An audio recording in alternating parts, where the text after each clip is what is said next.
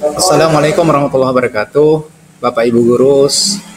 Pada kesempatan ini kami akan membahas beberapa pertanyaan yang disampaikan oleh para guru di Indonesia kepada Dirjen GTK, yakni Ibu Nunu. Ada beberapa pertanyaan yang dilontarkan oleh para guru. Ini di sini kami akan membahas beberapa pertanyaan yang telah disampaikan oleh Bapak dan Ibu guru di Indonesia kepada Dirjen GTK mengenai PMM. Kita langsung saja ke pertanyaan yang pertama. Apa yang terjadi ketika poin perkembangan kompetensi pada bulan Juni nanti kurang dari 32? Kemudian dijawab oleh Dirjen GTK, yakni poin pengembangan kompetensi merupakan hal yang menjadi pertimbangan kepala sekolah untuk menentukan nilai perilaku kerja dan atau hasil kerja pegawai.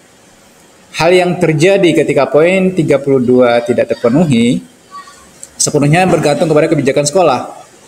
Jika kepala sekolah memahami bahwa kurangnya poin tersebut bukan karena kelalaian atau perilaku kerja guru yang kurang baik, maka kepala sekolah dapat memberikan kebijakan yang baik untuk guru tersebut. Namun, jika kurangnya poin akibat perilaku kerja yang memang buruk atau kurang baik, maka kepala sekolah dapat mempertimbangkan hal tersebut sesuai dengan kondisinya. Jadi ini pertanyaan-pertanyaan yang dilontarkan oleh Bapak dan Ibu guru yang ada di Indonesia. Kemudian yang kedua, apakah sertifikat bulan Januari 2024 dapat dijadikan bukti dukung di dalam PMM? Ya. Bapak Ibu, sertifikat yang didapat pada bulan Januari sampai Juni 2024 dapat dijadikan bukti dukung yang akan diupload pada bulan Mei Juni nanti ketika kita setelah menyelesaikan semester ini. Jadi hal ini sesuai dengan bab kelima pasal 22 pada dokumen petunjuk teknis pengelolaan kinerja guru dan kepala sekolah. Kemudian yang ketiga, apakah poin pengembangan kompetensi mempengaruhi angka kredit yang didapat PNS? Nah, jadi poin pengembangan kompetensi tidak berpengaruh langsung kepada angka kredit. Hal yang berpengaruh langsung adalah predikat kinerja guru. Kemudian yang keempat, sertifikat kegiatan diklat 32 JP yang dilakukan oleh guru cendekia ini apakah dapat dijadikan bukti dukung diklat yang dilakukan guru cendekia ini merupakan kegiatan yang dapat merupakan salah satu contoh dari RHK. Kemudian dijawab, meningkatnya kompetensi melalui peran sebagai peserta kegiatan pelatihan atau bimbingan teknis yang diperoleh sertifikat di bidang pendidikan, kebudayaan, riset, dan teknologi dengan angka ataupun poinnya yakni 8. Diklat ini akan berkelanjutan di bulan Februari sampai dengan Juni 2024 untuk menampingi guru di Indonesia melakukan pengisian SKP di PMM. Kemudian pertanyaan yang kelima, siapakah yang berwenang mengeluarkan sertifikat untuk komunitas belajar di sekolah, MGMP dan KGG? Kemudian yang bertanda tangan di komunitas belajar adalah ketua komunitas belajar. Dapat juga ditambah melalui mengetahui kepala sekolah. Untuk komunitas MGMP atau KGG yang bertanda tangan adalah ketua MGMP atau KKG. Jika memungkinkan dapat juga ditambahkan mengetahui kepala dinas pendidikan. Jika tidak juga tidak bermasalah. Kemudian yang keenam, bagaimana format laporan bukti dukung dalam kegiatan PMM? Jadi tidak ada format baku dalam laporan kegiatan pengembangan diri di Juknis PMM.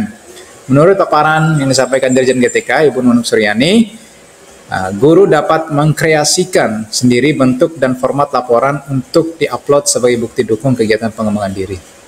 Ya, jadi Bapak Ibu, laporan kegiatan pengembangan diri di Juknis PMM, menurut paparan Dirjen GTK, jadi guru dapat mengkreasikan sendiri bentuk format laporan, ya. Jadi tidak ada format yang baku, namun ada beberapa contoh format-format yang di-share oleh teman-teman di Google. Kemudian siapa sajakah yang harus mengisi SKP di PMM? Ya, jadi karena kriteria guru di sekolah ada guru yang guru sukarela atau guru honorer, kemudian ada guru ASN, yakni P3K dan PNS. Kemudian ada kepala sekolah. Jadi guru ASN itu wajib untuk mengisi di PMM. Jadi rencana untuk SKP-nya nanti itu berpengaruh untuk kenaikan pangkat untuk PNS. Dan mungkin untuk P3K nanti juga untuk berpengaruh untuk perpanjangan kontraknya. Kemudian untuk penilaian kinerja bagi kepala sekolah. Kemudian untuk guru honor atau non-ASN diperbolehkan untuk mengisi sebagai latihan jika nanti menjadi ASN. Jadi ini hanya anjuran ya, tapi tidak diwajibkan. Kemudian yang ke-8, pertanyaannya apakah sertifikat hasil diklat di luar PMM dapat dijadikan bukti dukung? Diklat di luar PMM dapat dijadikan bukti dukung untuk rencana hasil kerja.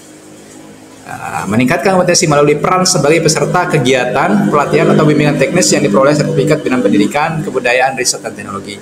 Dengan syarat kegiatan dilaksanakan dengan durasi 2-3 hari. Jadi ini Bapak Ibu bukti dukung yang ketika ada teman-teman mungkin yang men-share diklat-diklat, ya boleh di-share, diikuti. Kemudian durasi waktunya 2-3 hari. Jadi biasanya yang beredar di grup-grup guru itu kadang-kadang banyak ya, sehingga boleh kita ikut agar ada nanti sertifikatnya, nanti kita upload di sini. Tapi dengan syarat penyelenggaranya sudah terdaftar di PMM sebagai komunitas belajar. Kemudian yang ke-9, pertanyaan yang apakah yang harus dilakukan jika ingin mengubah SKP yang sudah terlanjur disetujui dan disepakati oleh kepala sekolah. Di sini Bapak Ibu ada form untuk pengajuan reset SKP. Tapi ini waktunya sudah lewat ya. Hari ini adalah hari terakhir untuk pengajuan RHK di PMM. Jadi tanggal 31 itu sudah harus selesai. Ya, jadi tinggal masuk bulan Februari kita tinggal melakukan apa yang telah kita rencanakan. Jadi berakhir sampai bulan Mei nanti, kemudian sampai Juni kita sudah melakukan pelaporan sebagai apa yang telah kita kerjakan dan kita rencanakan. Ya, kemudian apa yang harus dilakukan jika mengalami kendala akses pengulangan kinerja? Ya, jika terjadi kendala untuk masuk ke PMM atau kendala lain seperti tidak terjadi perubahan RHK, meskipun sudah dilakukan perubahan dari akun kepala sekolah, silakan hubungi pusat bantuan melalui laman ini ya Bapak Ibu, ini lamannya, jadi boleh Bapak Ibu mengakses ini. Kemudian pertanyaan ke-11, ini ada pertanyaan dari guru bimbingan konseling, apakah guru BK juga melakukan observasi? Jadi pada kegiatan praktek pembelajaran, guru BK tetap harus memilih satu praktek pembelajaran dan melakukan kegiatan observasi. Ya, ini khusus untuk guru BK. Kemudian yang ke-12, apakah sertifikat tahun 2023 dapat digunakan sebagai bukti dukung? Bapak dan Ibu, untuk diketahui, sertifikat yang pelatihan-pelatihan sebelumnya yang dapat digunakan dan diterbitkan rentang waktu Januari sampai Juni. Itu saja sertifikat yang boleh kita dukung. Yang sebelum-sebelumnya mulai Januari sampai Desember tahun lalu atau tahun 2023 itu tidak bisa digunakan untuk barang bukti ataupun bukti kegiatan di PMM. Jadi kegiatan kita yang dapat diakui di PMM hanya kegiatan yang sertifikatnya tahun 2024, yakni dari Januari sampai Juni tahun ini. Kemudian yang ke-13 Bapak Ibu, apakah dalam pemilihan RHK disesuaikan dengan keadaan guru? Misalnya tugas tambahan di sekolah 8 SK tugas yang banyak menguras waktu dan tenaga. Misalnya di PMM mengambil RHK 1 yang mengenai peserta diklat 6 kali dalam satu semester dan poinnya jadi 24 dan tambahan aksi nyata 1 kali nilainya 8. Jadi klop 32 poin. Nah, sebagaimana diperbolehkan ya. Jadi memang dibenar pemilihan RHK pada pengembangan kompetensi sangat bergantung kondisi guru. Jika guru memiliki tambahan yang cukup banyak, maka dapat memilih RHK yang ringan dengan ketentuan minimal 32 poin dan disetujui oleh kepala sekolah.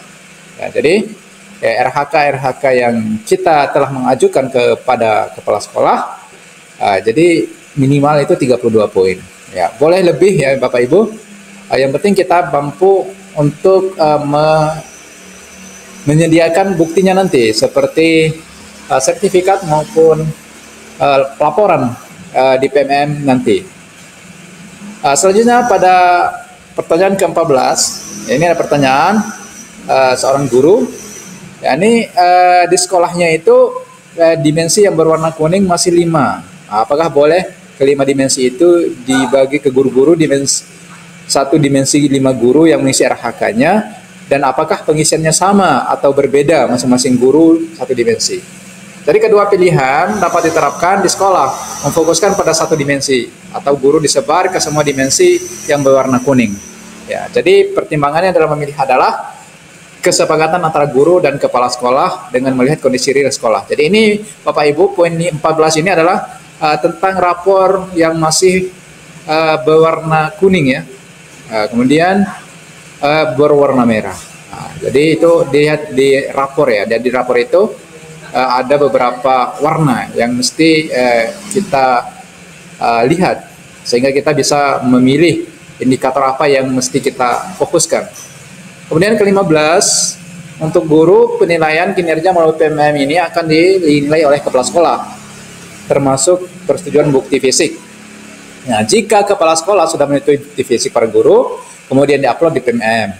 Nah, apakah akan ada penolakan dari PMM terhadap bukti fisik yang memang sudah disetujui oleh kepala sekolah? Ya, jadi ini Bapak Ibu, mungkin pertanyaan-pertanyaan ini nanti mungkin ketika kita mengupload barang bukti ataupun bukti fisik dari kegiatan yang telah kita lakukan selama 6 bulan itu. Nah, jadi untuk menunjukkan bukti kepada kepala sekolah, jadi sebelum diupload, jadi merupakan langkah yang sangat baik dan perlu dilakukan. PMM tidak memeriksa sampai substansi dari isi bukti dukung yang kita isi di PMM. Ya, jadi PMM akan melakukan penolakan hanya terkait jenis file atau dukung ukuran file yang diupload saja. Sementara untuk barang buktinya itu langsung diverifikasi oleh kepala sekolah. Ya, jadi pimpinan kita memverifikasi keabsahan data, bukti, kemudian file-file, pelaporan, segala macam itu yang kita upload di PMM. Kemudian pertanyaan ke-16, sebagai partisipan praktik pembelajar, jadi rentang waktu persiapan, pelaksanaan sampai diskusi tindak lanjut, itu bagaimana? Apakah bisa diselesaikan dalam waktu 1 bulan? Ya, misalnya pada bulan Februari, minggu pertama itu persiapan, kemudian minggu kedua itu pelaksanaan, minggu ketiga, keempat itu diskusi dan tindak lanjut. Nah, jadi ini Bapak Ibu yang kita akan lakukan di bulan Februari ini, itu ya ini pengisian praktek pembelajaran ya. Ya, karena pengisian praktek pembelajaran itu sudah dikunci oleh sistem dan tidak bisa dirubah, jadi persiapan harus tetap dilakukan di Februari. Ya, observasinya di bulan Maret dan seterusnya. Nah, jadi ini nanti langkah-langkah yang mesti kita siapkan di bulan Februari, mulai minggu pertama sampai pekan keempat ya. Tentang diskusi dulu kira-kira apa yang akan dilakukan terkait dengan observasi yang dilakukan oleh tentang praktek pembelajaran, kemudian observasi kepala sekolah di dalam kelas nanti kepada guru-guru. Kemudian yang ke-17, jika pelaksanaan melebihi target, bagaimana perhitungan poinnya? Apakah masih bisa direset, kita ditambahkan sesuai pencapaian? Nah, jadi Bapak Ibu, jika target pelaksanaan melebihi target, jadi perencanaan SKP akan ditutup tanggal 31 Januari 2024 dan tidak akan bisa diubah lagi.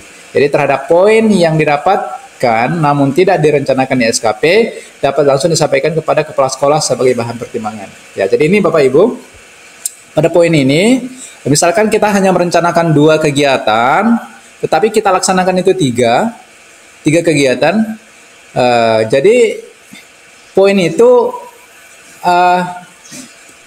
tidak direncanakan di SKP dapat langsung disampaikan kepada pimpinan ya. Jadi kita melaporkan hal ini kepada pimpinan kita ya sebagai bahan pertimbangan.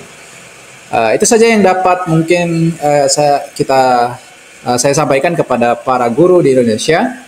Semoga hal ini dapat menjawab pertanyaan kegelisahan Bapak dan Ibu tentang kegiatan kita di PMM.